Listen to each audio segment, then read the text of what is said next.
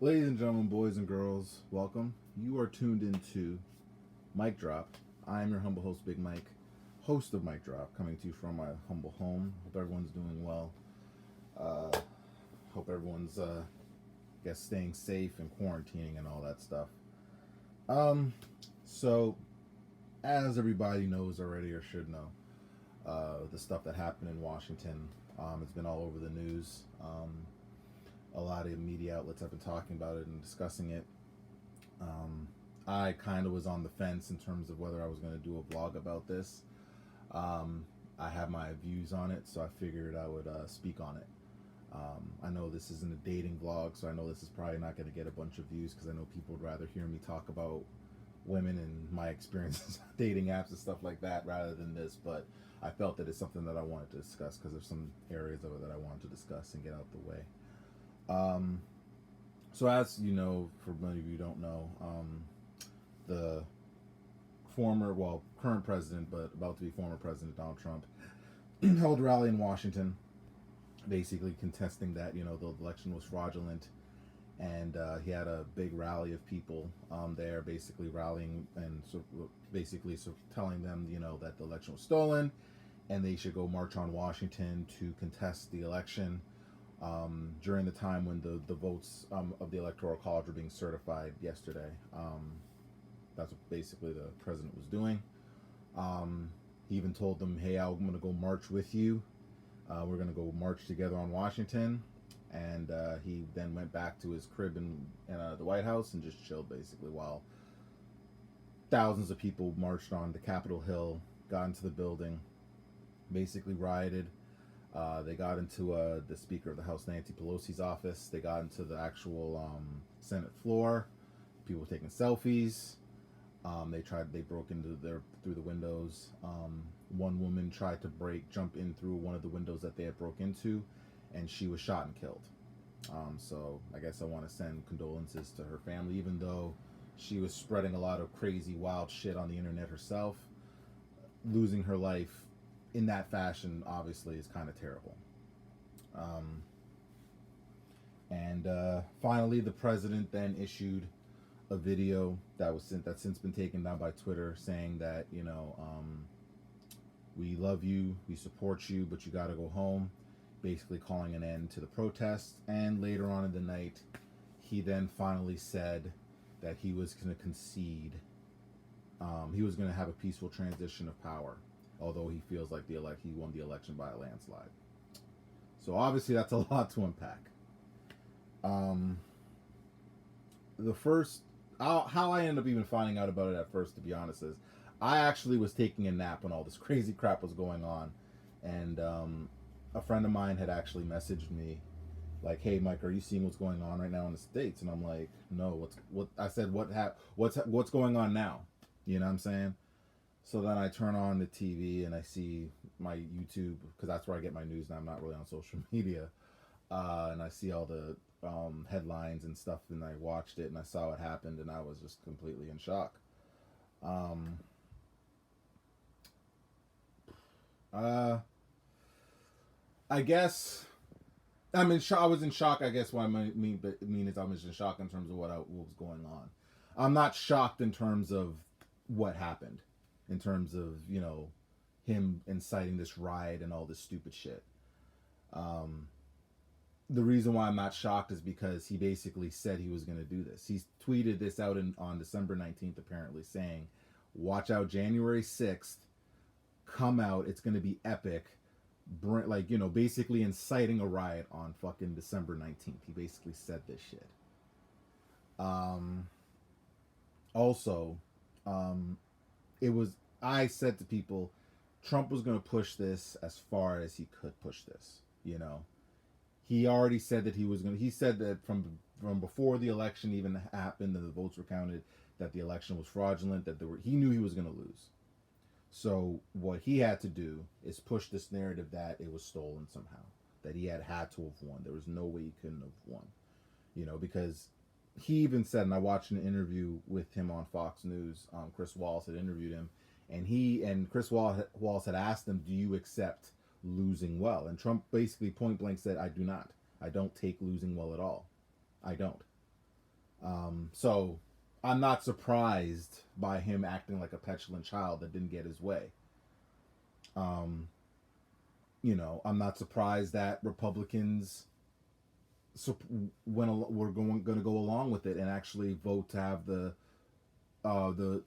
certification of the votes of the electoral college blocked. I'm not surprised by that either, because those stupid politicians wanted his base, and that's why they voted, and that's why they were going to do it, because at the end of the day they just wanted his base of dumbass voters who voted for him, because a lot of them voted. Like Ted Cruz, who I'm gonna point blank say this on this vlog, and I don't care if I get flagged or whatever. Ted Cruz is a bitch, and the reason why I will point blank say that Ted Cruz is a bitch is because Donald Trump, during his election in 2016, said that Ted Cruz's dad was involved in the assassination of JFK, and basically called his wife ugly and posted posted unflattering pictures of her on Twitter. And Ted Cruz, despite all of that, was willing to argue Trump's case in the Supreme Court if it even got to that point, and actually voted to not certify those election results. And Jason Hawley, who's some other fuckstick who was trying to go for president as well, he's a fucking bitch too, because his ass was out there with his fist up like he's fucking Malcolm X when those motherfuckers were out there protesting earlier outside, when those dumbasses were out there protesting. There's a picture of him with his fists up, But there's also something too that I wanted to highlight as well, and people have talked about this as well. And one of the things when I started watching the videos of the people entering the Capitol building and them handling them basically pushing themselves in with very little resistance from the police, is that I didn't see a black face in that mob. I didn't see one black person in that mob. So I just thought to myself, I wonder if it was like a Black Lives Matter protest, or let's say a bunch of black people just say, we're going to storm the Capitol building, how that would have turned out.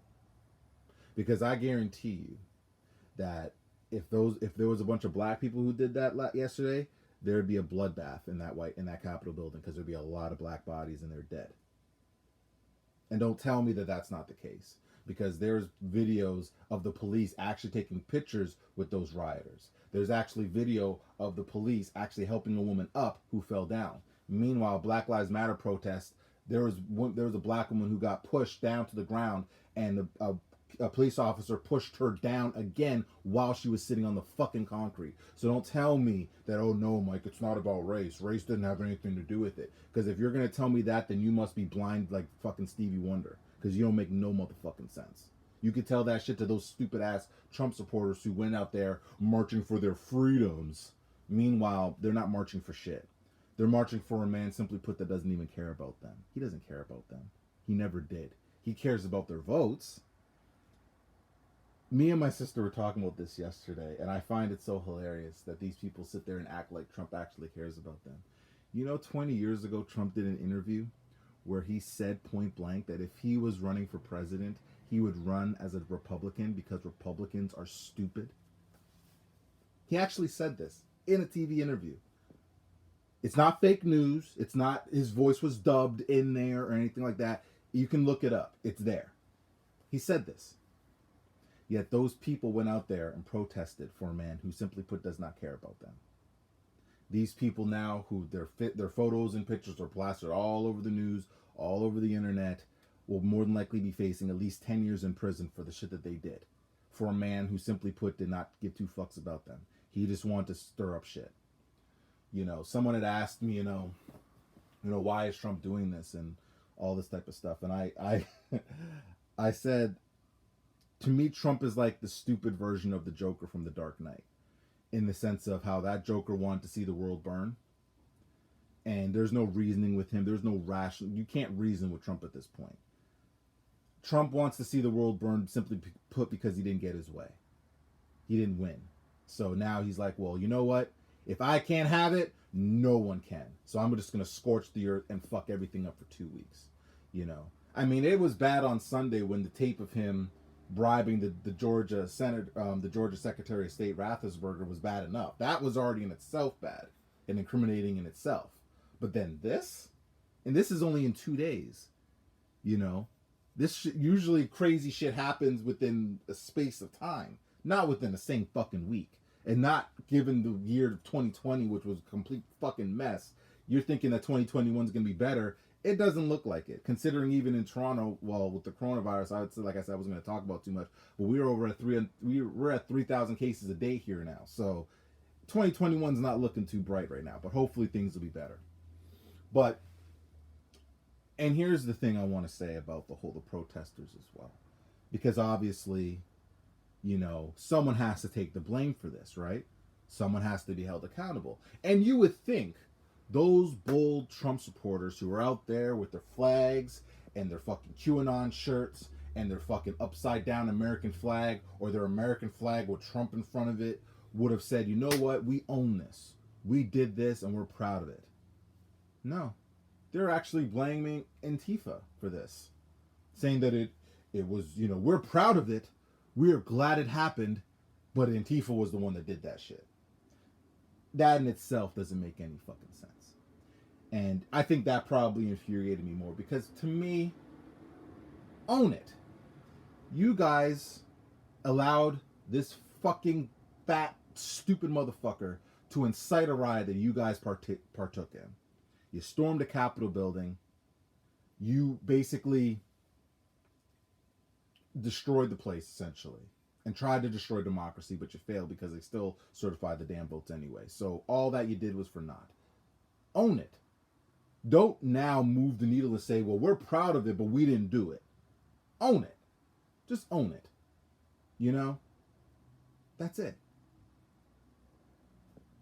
You know, and it just, like I said, this whole situation's just a mess. You know, it's a complete mess.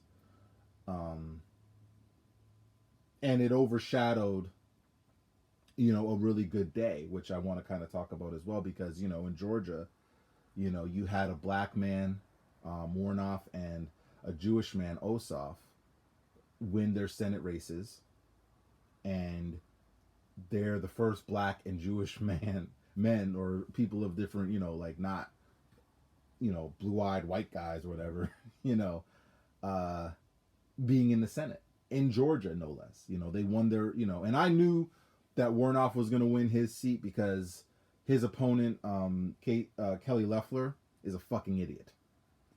She owns actually the WNBA team, I think the Atlanta Dream, if I'm not mistaken, and she's so stupid, and that her team, one day last year, was actually wearing Vote Warnock t-shirts before they went to play a game. I knew from that moment that Loeffler wasn't going to win shit.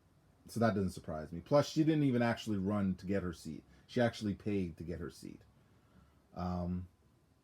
And the other guy, I can't remember the other guy who lost, but Ossoff won his.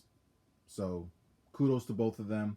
You know, I think even though today, like yesterday, was a mess of a day in terms of American history, I don't want it to complete that shit to completely overshadow the fact that you have, you know, two, like a black man and a Jewish man who won their Senate seats in a red state like Georgia.